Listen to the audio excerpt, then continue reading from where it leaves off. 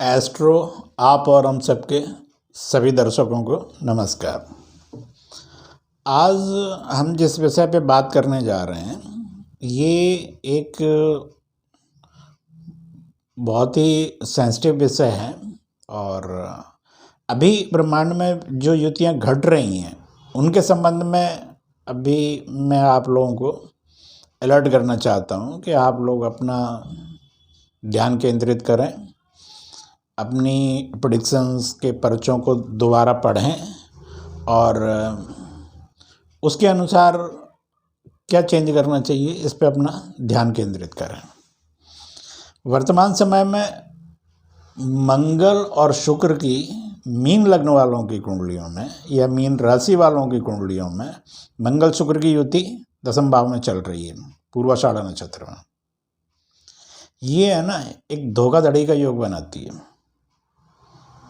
इस समय आपको विशेष ध्यान रखना है कि आपके साथ कोई धोखाधड़ी ना हो। कोई पेपर साइन करते समय, लेन देन करते समय, किसी चीज़ का इनिशिएटिव लेते समय, अपने बिजनेस में अगर आप कुछ भी कर रहे हैं, व्यवहार में कुछ भी कर रहे हैं, किसी पे विश्वास करने जा रहे हैं, तो इस चीज़ का विशेष ध्यान रखें कि 4 फरवरी 22 से और 22 फरवरी 22 के बीच में ये योग सबसे ज़्यादा प्रभावी है और इस संबंध में कोई न कोई भूल हो सकती है। इसलिए अगर आप सावधान रखेंगे तो आपका बचाव हो सकता है, क्योंकि जिन चीज़ों को आप जानते हैं उनके 50% चांस ख़त्म हो जाते हैं। और दूसरी युति होने वाली है 26 फरवरी 22 से लेके 11 अप्रैल 22 के बीच में शनि और मंगल की। ये युति दुर्घटना योग बनाती है। अब जिनके मकर में मंगल जन्मकालीन से होंगे उनके लिए तो बहुत ही सावधानी का टाइम हो जाता है, बहुत ही चांस उनके बढ़ जाते हैं। अगर ये बात अलग है कि उनकी दशाएं अच्छी चल रही हों, उनका गोचर अच्छा चल रहा हो, उनके बच्चों की कुंडलियों में अच्छे ग्रहों के प्रभाव चल रहे हों तो बचाव हो जाए। लेकिन ये एक दुर्घटना योग होता है मंगल शनि की युति, या इसमें अटैक पड़ना, ब्लड इन्फेक्शन, ब्रेन के संबंध में बहुत ज़्यादा तनाव हो जाना, बहुत ज़्यादा बीपी लो हो जाना, बहुत ज़्यादा बीपी हाई हो जाना, ये जिनकी कुंडलियों में योग होंगे उनके लिए ये परिस्थितियां बहुत ज़्यादा बन जाएंगी। और ये होगी 26 फरवरी 22 से लेके 11 अप्रैल 22 के बीच में। इसमें आपको सावधानी रखनी चाहिए। अब मिथुन राशि के लोगों के लिए ज़्यादा प्रभावी हो जाती है, क्योंकि ये युति उनके अष्टम में हो रही है। मिथुन के अष्टम में आ रही है ये, तो इसलिए उनको 26 फरवरी 22 से 11 अप्रैल 22 के बीच में गाड़ी चलाते समय और बाहर से जैसे कुछ खाते पीते हैं, इन्फेक्शन के जिनसे डर होते हैं उनसे, दुर्घटना से, ब्लड इन्फेक्शन से, इन सब चीज़ों से, बीपी से, गुस्से से, इन सब लोगों को अपना बचाव करना चाहिए, क्योंकि ये इस टाइम पे इनके लिए घातक हो सकती है। और ये स्थिति बनेगी, मिथुन राशि में ये अष्टम हो जाएगा। सिंह और कुंभ लगने के लिए, कुंभ लगने के लिए और कुंभ राशि वालों के लिए युति 12वीं हो जाएगी, जो कि 12वां घर अच्छा नहीं होता है, खर्च का होता है और खर्च में सब चीज़ें आती हैं।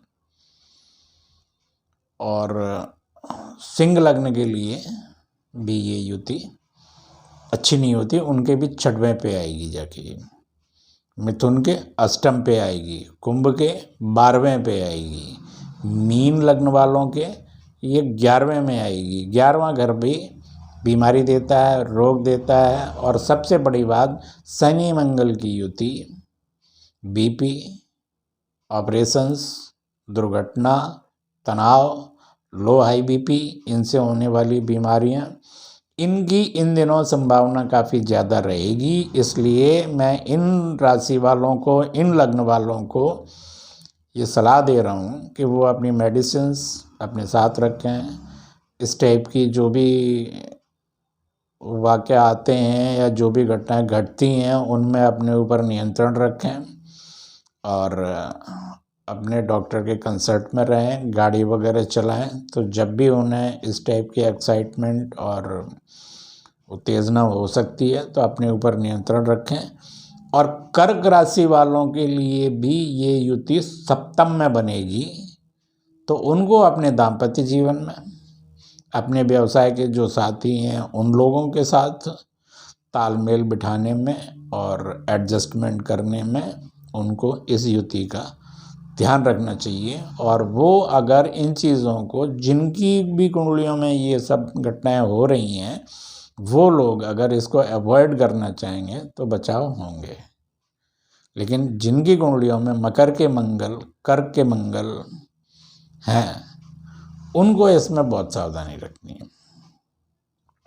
आप हमारी संस्था एस्ट्रो आप और हम सब से संपर्क कर सकते हैं। info@aaporhamsab.com पे आप मेल भेजिए।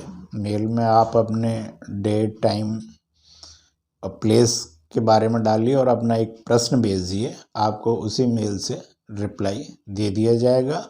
और मेरी क्लासेस भी स्टार्ट हो गई हैं। आप और हम सब जो लोग एस्ट्रोलॉजी सीखना चाहते हैं, ये एक बिल्कुल नए तरीके से इसमें होगा, जिसमें कि ज्योतिष के बड़ी गूढ़ ऐसी चीज़ हैं जिनका कि अब उपयोग नहीं करना होता है, उन चीज़ों को इसमें से हटा दिया गया है। और उन्हीं के संबंध में अनुभवों के आधार पे मैंने मंत्रोटिका करके एक किताब भी लिखी है। लेकिन अभी ये किताब उन्हीं लोगों को उपलब्ध है जो कि ज्योतिष सीख रहे हैं, क्योंकि एक बार वो लोग इस पैटर्न को सीख जाएंगे, समझना सीख जाएंगे, तो फिर बाकी लोगों के लिए ये भी सुविधाजनक हो जाएगी। और जो ज्योतिष जानते हैं, जो ज्योतिष में पहले से हैं या जिनको इसका ज्ञान है, उनके लिए मैं अभी ये किताब नहीं दे रहा हूँ, क्योंकि उसमें उन लोगों की बहुत क्यूरियोसिटी खड़ी हो जाएगी। और अभी उन प्रश्नों के लिए मैं अभी उतना समय नहीं दे पाऊँगा, क्योंकि मुझे जो मुझसे जुड़े हुए लोग हैं, जो मुझसे कंटिन्यूस जुड़े हुए हैं, उनको एक ज्योतिष के संबंध में इस तरह की एक परंपरा और प्रैक्टिस डेवलप करवानी है कि उन परंपराओं को अगर हम डेवलप करेंगे तो हमारे जीवन की 80% समस्याएं तो अपने आप ही ख़त्म हो जाएंगी। और अब बहुत जल्दी वीडियोस के संबंध में, जानकारियों के संबंध में, अभी मैं अगली सीरीज़ जो शुरू करने जा रहा हूँ वो ग्रहों के बारे में होगी। ग्रहों का physical, chemical, radiation, electronic effect हमारा मस्तिष्क, जो कि ब्रह्मांड का ही अनुरूप है, इसमें भी जैसे वहाँ 27 नक्षत्र होते हैं, इसमें भी 27 केंद्र होते हैं। और उन नक्षत्रों का, उन ग्रहों का प्रभाव इन पे कैसे आता है, जब इस यात्रा में आप साथ साथ चलेंगे तो आपको बहुत अनुभव हो जाएंगे। और हम लोग इसी तरह से मिलते रहेंगे। धन्यवाद, नमस्कार।